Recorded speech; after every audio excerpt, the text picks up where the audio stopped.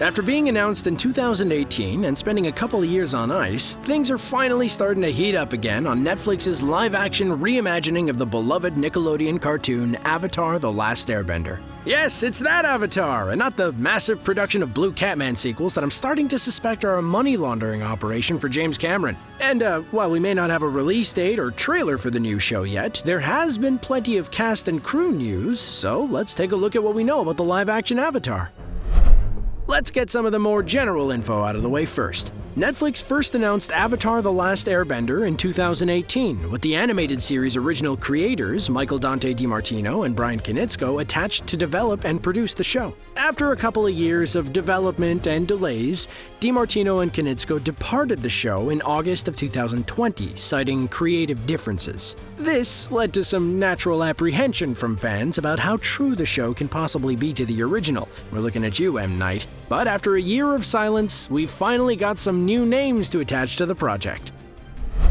First up, let's talk about who's taken over for DiMartino and Konietzko. Albert Kim has come on board as producer and showrunner and will be working as a writer on the forthcoming pilot episode. Kim is an experienced writer and producer, having served as the executive producer on Nikita and Fox's Sleepy Hollow. He also served as a writer on both of those shows, as well as on multiple episodes of the recently revived TNT crime adventure series Leverage. Kim has come out of the gate strong, following along with the recent Netflix announcement with a letter that he penned about his history and affection for the franchise, talking about watching the original show with his young daughter and saying, "I found myself sucked into the world and characters, and soon we were watching side by side, both of us swept away by the singular mix of action, humor, and epic storytelling. It also wasn't lost on me that this was a world that drew from Asian cultures and legend, which is a rarity to this day and something I appreciate as an Asian American father. A live-action version would establish a new benchmark in representation and bring in a whole new generation of fans. This was a chance to showcase Asian and Indigenous characters as living, breathing people, not just in a cartoon, but in a world that truly exists, very similar to the one we live in." Now, let's talk about casting. Along with the announcement of Albert Kim's attachment, Netflix recently revealed the core cast of the show, so let's take a look at the titular Avatar, the rambunctious, temporally displaced preteen Aang. The Last Airbender himself is set to be played by Gordon Cormier. At only 11 years old, this young Filipino-Canadian actor is coming in fresh off the Paramount Plus version of Stephen King's The Stand, has previously worked with Netflix on episodes of Lost in Space and two-sentence horror stories, and will be appearing this year in the Disney Plus adaptation of Turner and Hooch.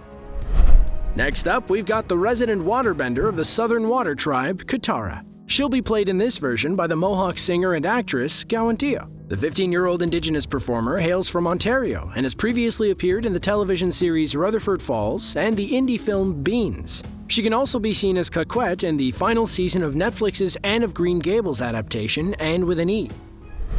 Well, it wouldn't be an Avatar cast roundup without our resident non-bender Sokka. Katara's goofball boomerang-wielding older brother is set to be played by Ian Ousley. Ousley is of Cherokee descent and reportedly has several years' worth of taekwondo and weapons training to his name. Before his casting, he spent the last few years blowing up with roles in Young Sheldon, Physical, and the Disney Plus series Big Shot. Like most of his other castmates, he also has a previous Netflix connection with several episodes of 13 Reasons Why under his belt. Rounding out our core cast is the firebending prince and part-time villain Zuko. Dallas Liu is set to carry the character's long, emotional arc in this version of Avatar. Liu is of Chinese and Indonesian descent, has studied and competed in Japanese Shotokan since he was young, and made his acting debut in the 2010 big screen adaptation of the Tekken fighting game series. Since then, he's seen regular television work in series like Legendary Dudes, Players, and Pen 15. You can also see him later this year in Marvel's Shang-Chi and the Legend of the Ten Rings. This cast should be a huge relief for fans who still nurse ill feelings towards the whitewashing of the cast in the 2010 film adaptation of the series, and even though we're still probably a ways off from seeing any footage, it's great to see the show start to take shape. Netflix has also announced some people in the more technical side of the series, such as producers Dan Lin, Lindsay Liberatore, Michael Goy, and Roseanne Lang. And we've learned that Goy and Lang will also be picking up some directing duties on the show alongside Jabbar Ihsani. And there we go. This is the first look that we've really gotten at this version of Avatar, so let the speculation begin. We'll surely have more coverage on this one as it develops, so keep an eye out for us on that long way to Ba Sing Se.